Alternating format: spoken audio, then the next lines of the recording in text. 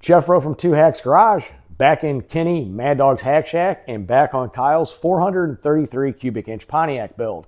If you saw in the last video, no, not the fun road trip video to Cope Racing Transmissions, to pick up the fresh Turbo 400 for this engine, the one previous to that.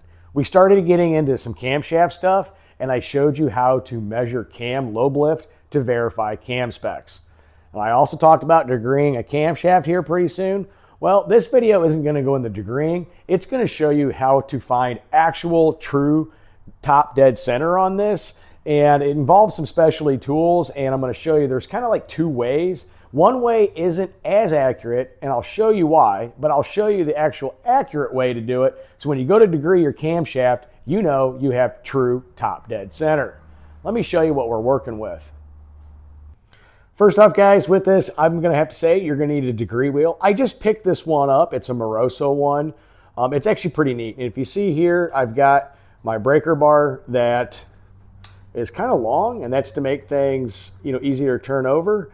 You're going to need that. But one thing I do have is I have this specialty socket from Comp Cams. And if you look there, it's got a threaded piece on here. I'm going to show you in a little bit. But it's also keyed and locked on the back here to the crankshaft to hold everything into place. So that's the Comp Cam, and I'll put a link in the description, crankshaft socket for a degree wheel. So yes, you are going to need a degree wheel, and obviously with your pointer. And let me show you the other tools we're going to be working with.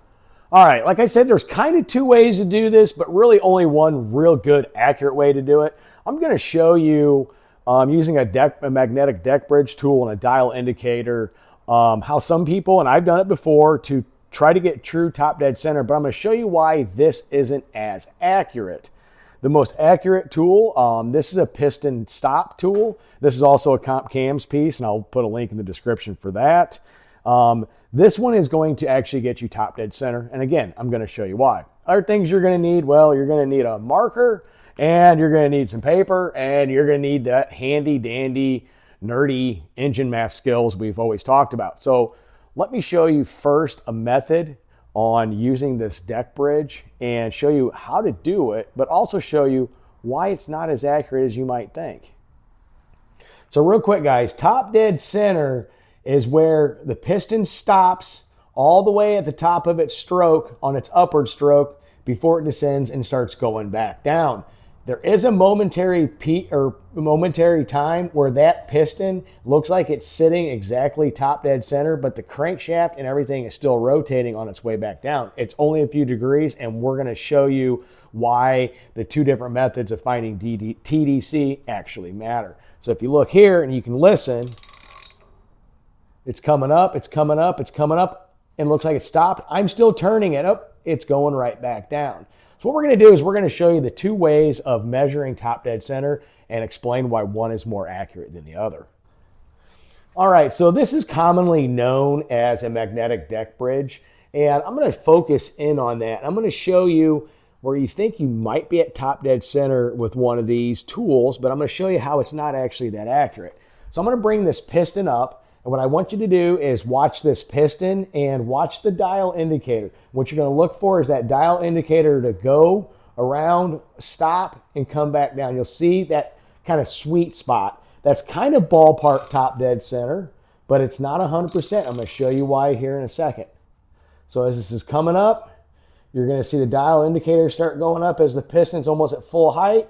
It's at full height there, and it starts coming back down. The reason why that's not 100% accurate, I'm going to show you right now. This is going to be a little bit tricky to show all at once, but I'm going to have my degree wheel on here at the same time. And what I want to do is I want you to kind of pay attention to the degree wheel and that at the same time. It's going to be kind of hard to watch, but when you see your dial indicator stop, and it looks like it stopped at top dead center, and I keep rotating this, you're going to see this go a few degrees until it starts going back down. So here we go. I'm going to try to do this as slow as I can so to illustrate it better. Watch that come up. Looks like it's at top dead center about right there. And look at the degree wheel. Oh, it goes back down. It keeps turning as it stopped. Let me show you that again. So as I come up and the dial indicator is showing top dead center on the piston. The degree wheel itself is still turning as that's momentarily stopped. So that little momentary stop is what you want to find for true top dead center. Because like I said, there's a few degrees in here that matter.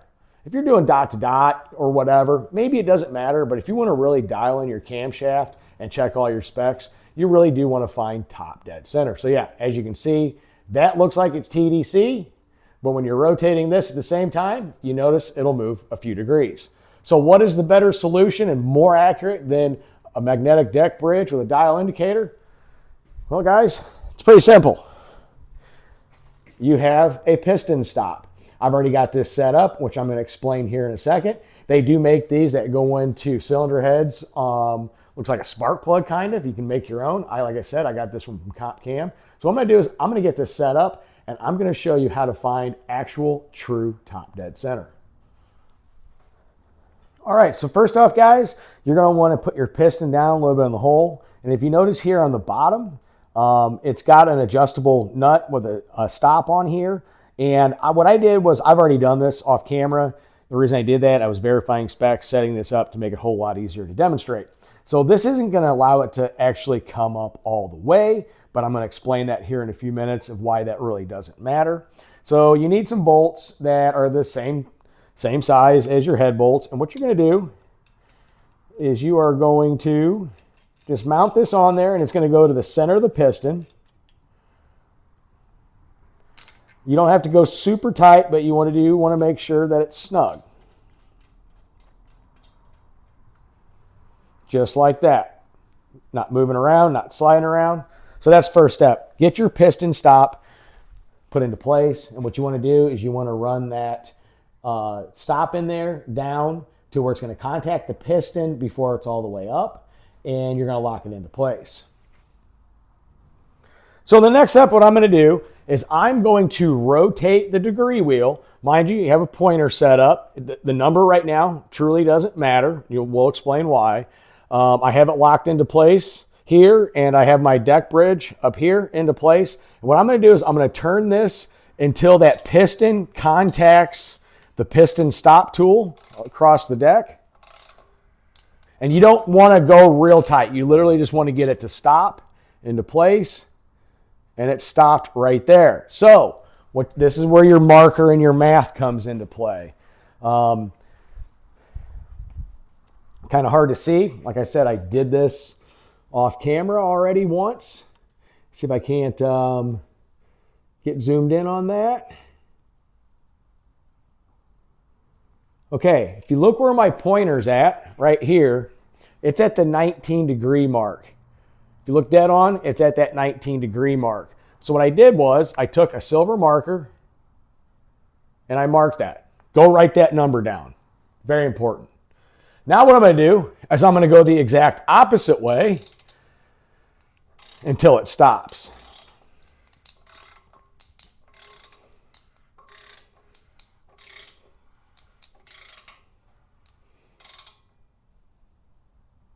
Okay. So it stopped right there. I am stopped on, if you go back from the 0, come this way, I am stopped on the 7 degrees. So now what you're going to want to do is you're going to go mark that number down. The whole goal with this is the difference between, if you look closely there, the exact difference between those two numbers we just marked, if you look, I have this 19 degrees here, and I have the 7 degrees this way towards that past the 0, just how my wheel happened to line up. The exact difference between that here, between the two, the middle of that is going to be your true top dead center. So if you want to, you can either do your math, divide it by 2, the difference, or you can count back. And if you look here on mine, it came here to 6 degrees. So it's literally the difference in degrees between your first mark and your second mark. So what I'm going to do is I'm going to remove my piston stop tool. Back this off a little bit so I can loosen it up. Get this back in focus. So what I'm going to do is I'm going to take this tool off.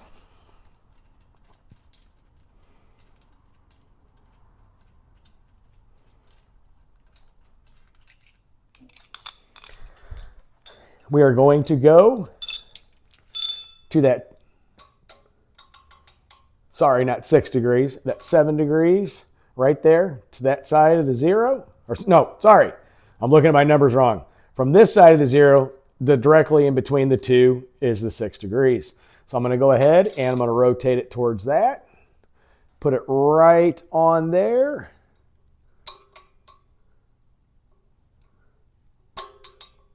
Get that into place. Right there. That is true top dead center. If you look right there, it's all the way up. That's finding true top dead center.